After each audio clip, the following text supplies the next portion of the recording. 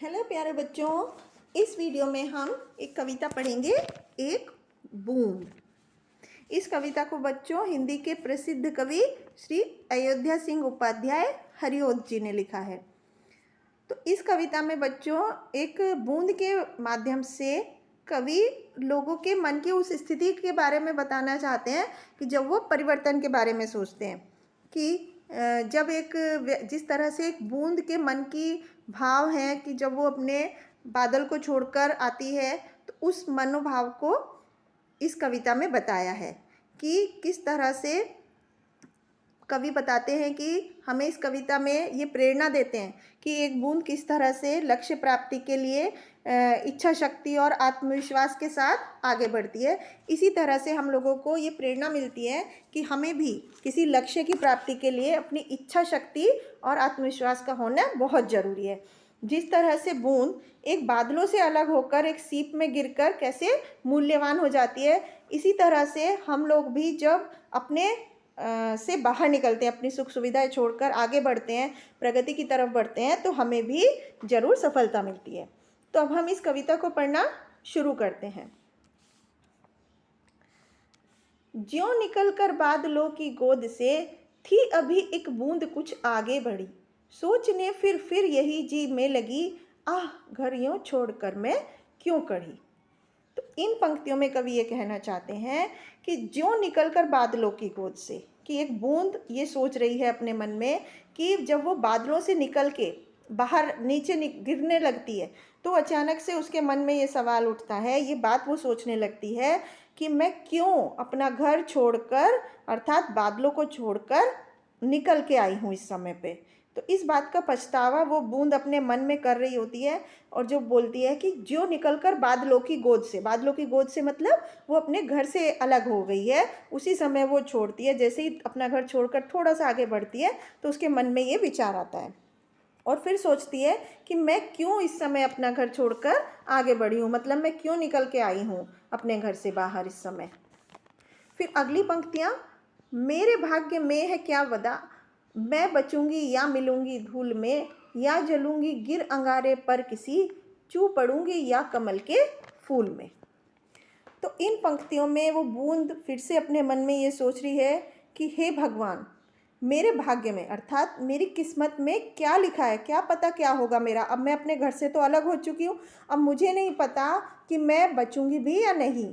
कि मैं किसी धूल के ऊपर गिर के ख़त्म हो जाऊंगी, विलीन हो जाऊंगी या नष्ट हो जाऊंगी, ख़त्म हो जाऊंगी, या मैं फिर किसी अंगारे पर, जलते हुए अंगारे पर जब बूंद गिरती है तो वो ख़त्म हो जाती है एकदम, या मैं किसी अंगारे पर गिर जाऊंगी, या मैं किसी कमल के फूल में जाके गिर पड़ूंगी। तो मतलब जब यहाँ पर इन पंक्तियों का ये आशय है कि जिस तरह से बूंद अपने घर से निकलने पर ये नहीं समझ पाती कि उसके अब भविष्य में क्या होने वाला है उसका, कि अब वो बच भी पाएगी या नहीं, इसी तरह से जब कोई मनुष्य अपने घर की सुख सुविधाओं को छोड़कर अपने घर से बाहर निकलता है कुछ प्रगति करने के लिए, तो उसे नहीं पता होता कि उसके भविष्य में उसका क्या होने वाला है। हमें नहीं पता होता कि हमारे जो मेहनत का परिणाम है वो क्या होने वाला है। तो हमें अपने भविष्य की ना चिंता करते हुए अपनी सुख सुविधाओं को छोड़कर अपने घर से निकल जाना चाहिए।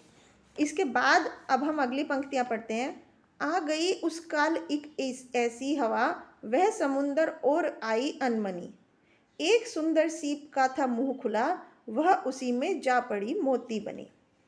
तो इन पंक्तियों में कवि ये कह रहे हैं कि आ गई उस काल एक ऐसी हवा, कि उसी समय जब बूंद ये सब सोच रही थी कि उसका आगे क्या होने वाला है, ठीक उसी समय एक ऐसी हवा का झोंका आया कि जो उसको ना चाहते हुए भी, अनमनी मतलब ना चाहते हुए भी, उसे समुद्र की तरफ ले गई। हवा में बहकर वो बूंद समुद्र की तरफ चली गई ना चाहते हुए भी। और वहाँ पर क्या था,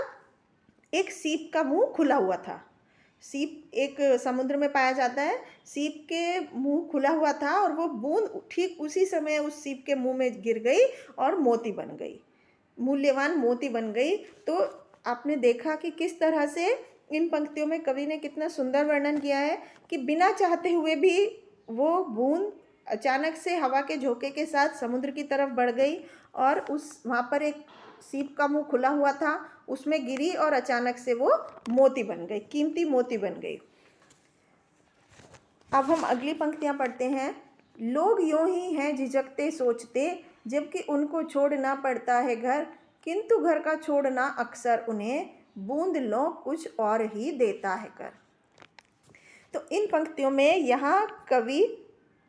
लोगों की तुलना, मनुष्य की तुलना उस बूंद से कर रहे हैं और वो बोल रहे हैं कि लोग बेकार में ही इतना संकोच करते हैं, सोचते हैं, जब वो अपना घर छोड़कर जाते हैं कुछ काम करने के लिए, कुछ आगे प्रगति करने के लिए, तो वो बेकार में ही, व्यर्थ में ही इतनी चिंता करते हैं और संकोच करते हैं। जिस तरह से एक बूंद के मन में अलग अलग विचार आते हैं, उसी तरह से लोग भी अपना घर छोड़ने के समय 10 बार सोचते हैं कि हमें इन सुख ऐशो आराम छोड़ के अपने घरों का जाना पड़ेगा। तो